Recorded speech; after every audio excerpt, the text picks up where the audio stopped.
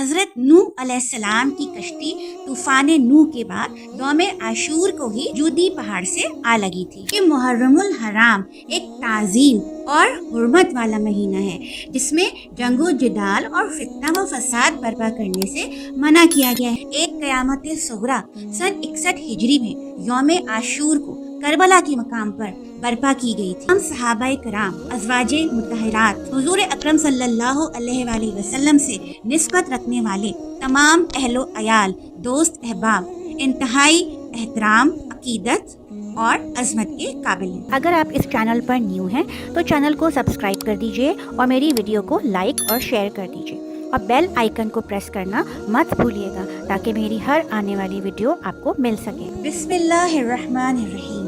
السلام علیکم۔ اسلامی کیلنڈر کا پہلا مہینہ محرم الحرام ہے۔ یوں تو تمام سال، مہینے اور دن اللہ تعالیٰ نے بنائے ہیں، لیکن اللہ تعالیٰ نے ہی کچھ مہینوں اور دنوں کو فضیلت اور برتری بخشی ہے۔ مقصد یہ ہے کہ بندے اللہ تعالیٰ کے احسانات، انعامات، فضائل اور برکات کو زیادہ سے زیادہ اپنے دامن میں سمیٹ سکیں۔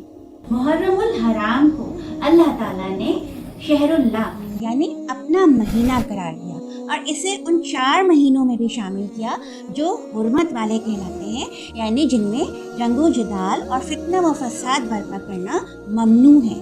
اس مہینے کے خاص دن یعنی 10 محرم الحرام، جسے عرف عام میں عاشورہ کہا جاتا ہے یا یوم عاشور کہا جاتا ہے، اس کو مزید فضیلت اور اہمیت بخشی گئی، جو کہ اسلامی تاریخ کے بے شمار واقعات سے ثابت ہے۔ حضور اکرم صلی اللہ علیہ وآلہ وسلم کے فرمان کے مطابق اللہ تعالیٰ نے زمینوں، آسمانوں، پہاڑوں اور سمندروں کو یوم عاشور کے دن ہی پیدا فرمایا۔ لوح و قلم بھی اسی دن تخلیق کیے گئے۔ حضرت آدم کو بھی اسی دن وجود میں لایا گیا، اسی دن ان کو جنت میں داخل کیا گیا اور اسی دن ان کی توبہ قبول فرمائی۔ حضرت نوح علیہ السلام کی کشتی طوفان نوح کے بعد یوم عاشور کو ہی جودی پہاڑ سے آ لگی تھی۔ یوم عاشور کو ہی اللہ تعالیٰ نے حضرت ابراہیم علیہ السلام کو نمرود کی بھڑکائی ہوئی آگ سے محفوظ رکھا اور اس آگ کو گل و گلزار بنا دیا۔ حضرت موسیٰ علیہ السلام اور ان کی قوم بنی اسرائیل کو یوم عاشور کے ہی دن فرعون سے نجات ملی اور فرعون کو دریا میں غرق کر دیا گیا۔ حضرت ایوب علیہ السلام کو بھی ان کی بیماری اور تکلیف سے نجات اسی دن عطا فرمائی گئی۔ اسی دن حضرت یعقوب علیہ السلام کی اپنے گمشدہ بیٹے یعنی حضرت یوسف علیہ السلام سے سالوں کی جدائی کے بعد ملاقات ہوئی تھی۔ یوم عاشور حضرت عیسیٰ علیہ السلام کا یوم پیدائش بھی ہے اور قیامت بھی یوم عاشور کو ہی منعقد کی جائے گی۔ جیسا کہ ہم سب کے علم میں ہے، ایک قیامت صغریٰ سن 61 ہجری میں یوم عاشور کو کربلا کے مقام پر برپا کی گئی تھی، جس میں نواسۂ رسول حضرت امام حسین رضی اللہ تعالیٰ عنہ اور ان کے خاندان مردوں کو انتہائی بے دردی سے شہید کر دیا گیا تھا۔ اس المناک سانحے کی جتنی بھی مذمت کی جائے وہ کم ہے، لیکن جیسا کہ میں نے پہلے بھی عرض کیا تھا کہ محرم الحرام کی فضیلت اور یوم عاشور کی اہمیت محض واقعہ کربلا کی وجہ سے نہیں، بلکہ یہ مہینہ تو اس وقت سے محترم اور فضیلت والا ہے جس دن سے کائنات کی تخلیق کی گئی تھی۔ آئیے اب ہم احادیث مبارکہ کی روشنی میں دیکھتے ہیں کہ ہمیں عاشورہ کے دن کس طرح کا طرز عمل اختیار کرنا چاہیے۔ حضرت عبداللہ ابن عباس رضی اللہ تعالیٰ عنہ سے روایت ہے کہ جب حضور اکرم صلی اللہ علیہ وآلہ وسلم ہجرت کر کے مدینہ تشریف لائے تو انہوں نے مدینے کے یہودیوں کو عاشورہ کے دن روزہ رکھتے ہوئے پایا، تو آپ صلی اللہ علیہ وآلہ وسلم نے ان یہودیوں سے دریافت کیا کہ اس دن تم روزہ کیوں رکھتے ہو؟ اس پر ان یہودیوں نے جواب دیا کہ اس فضیلت والے دن اللہ تعالیٰ نے حضرت موسیٰ علیہ السلام اور ان کی قوم کو فرعون سے نجات بخشی تھی اور فرعون کو دریا میں غرق کر دیا گیا تھا۔ اسی واقعے کی شکرانے کے طور پر حضرت موسیٰ علیہ السلام اس روز روزہ رکھتے تھے اور ہم انہی کی تقلید میں عاشورہ کے دن روزہ رکھتے ہیں۔ اس پر حضور اکرم صلی اللہ علیہ وآلہ وسلم نے فرمایا کہ حضرت موسیٰ سے نسبت اور تعلق میں ہم زیادہ حق پر اور قریب ہیں، کیونکہ ہم بھی حضرت موسیٰ کی لائی ہوئی شریعت کے مطابق اللہ تعالیٰ کی توحید پر ایمان رکھتے ہیں۔ اس کے بعد سے حضور صلی اللہ علیہ وآلہ وسلم نے نہ صرف یہ کہ خود روزہ رکھا بلکہ عام مسلمانوں کو بھی اس کا حکم دیا۔ یوم عاشورہ کے روزے کے مطابق حضور صلی اللہ علیہ وآلہ وسلم نے ارشاد فرمایا کہ رمضان المبارک کے روزوں کے بعد یوم عاشور کا روزہ بہت فضیلت رکھتا ہے، کیونکہ یہ پچھلے سال کے گناہوں کو مٹا دیتا ہے۔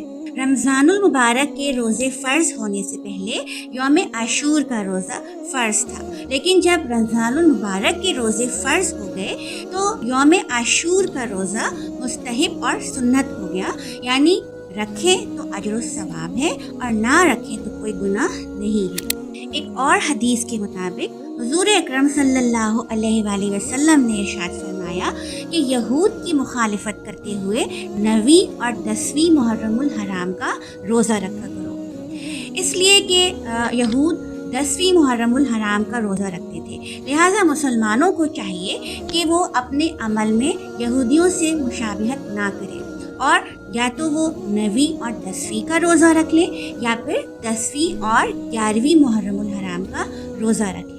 جیسا کہ ہم نے قرآن و حدیث اور تاریخ کے حوالوں سے دیکھا کہ محرم الحرام ایک تعظیم اور حرمت والا مہینہ ہے، جس میں جنگ و جدال اور فتنہ و فساد برپا کرنے سے منع کیا گیا ہے، لیکن اگر ہم اپنے معاشرے کے عام رواج کو دیکھیں تو اس میں شادی بیاہ کرنا، خوشی منانا یا مبارکباد دینا اس کو ممنوع سمجھا جاتا ہے، حالانکہ ہمارے دین میں نہ کوئی مہینہ منحوس ہے اور نہ ہی کوئی دن یوم سوگ ہے۔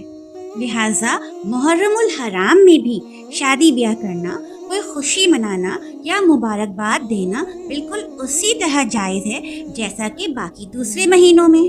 جب بھی ہمیں کوئی تکلیف پہنچتی ہے، کوئی غم لاحق ہوتا ہے، ہمارے یا کسی عزیز یا پیارے کی موت واقع ہو جاتی ہے، تو ہم انتہائی دل گرفتہ ہوتے ہیں، لیکن اس موقع پر بھی ہمارا طرز عمل کیسا ہونا چاہیے، اس کے بارے میں ہمیں اپنے دین سے واضح ہدایات ملتی ہیں۔ بخاری کی حدیث کے مطابق حضرت صلی اللہ علیہ وآلہ وسلم نے فرمایا کہ وہ شخص ہم میں سے نہیں ہے جس نے اپنے گال پیٹے، گریبان چاک کیا اور دور جاہلیت کے بین کیے۔ اس کا ہرگز یہ مطلب نہیں کہ کسی افسوسناک اور المناک واقعے یا سانحے پر غم اور افسوس کا اظہار نہ کیا جائے یا آنسو نہ بہائے جائیں۔ ہمارے سامنے اپنے پیارے نبی صلی اللہ علیہ وآلہ وسلم کا طرز عمل سامنے موجود ہے، اور ہمارے لیے مشعل راہ ہے کہ جب بھی انہیں کوئی صدمہ لاحق ہوا یا غم کی خبر ملی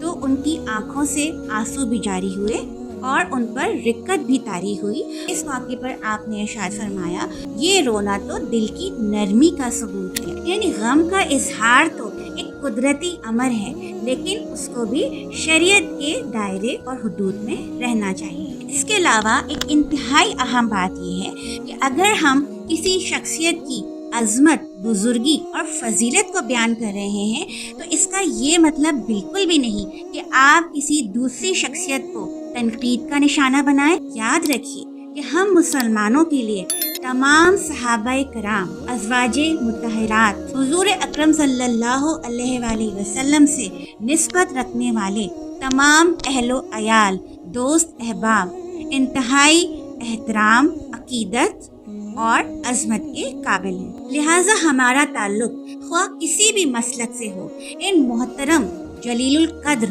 اور عظیم المرتبہ شخصیات کے بارے میں کسی بھی قسم کی گستاخی سے بچنا، بلکہ اس بارے میں سوچنے سے بھی بچنا چاہیے، کیونکہ ایسی کوئی بھی گستاخی، ہماری زبان کی کوئی معمولی سی لغزش بھی ہمارے ایمان کے خطرے میں پڑنے کا باعث بن سکتی ہے۔ جن ہستیوں کو ہمارے پیارے نبی صلی اللہ علیہ وآلہ وسلم نے ساری عمر محبوب رکھا، اپنا دوست، ساتھی اور عزیز بنا کے رکھا، ہم ان کی شان میں گستاخی کرنے کا سوچ بھی کیسے سکتے ہیں؟ کیا یہ بات ہمارے پیارے نبی کو تکلیف نہیں پہنچائے گی؟ کیا ان کو یہ بات آزردہ نہیں کرے گی؟ کیا ہمارا یہ عمل اللہ تعالیٰ کے غیظ و غضب کو بھڑکانے کا سبب نہیں بنے گا؟ ہمیں یہ کس نے حق دیا ہے کہ اپنے اعمال پر توجہ دینے کی بجائے اور ان کی اصلاح کرنے کے بجائے دوسروں پر کفر کے فتوے جاری کریں؟ بہتر تو یہ ہے کہ ہم سیرت طیبہ صلی اللہ علیہ وآلہ وسلم اور سیرت صحابہ رضی اللہ تعالیٰ عنہم کی سیرت کا کھلے دل سے مطالعہ کریں اور اس پر عمل کرنے کی کوشش کریں۔ اللہ تعالیٰ اس عمل میں ہمارا حامی و ناصر ہو، آمین۔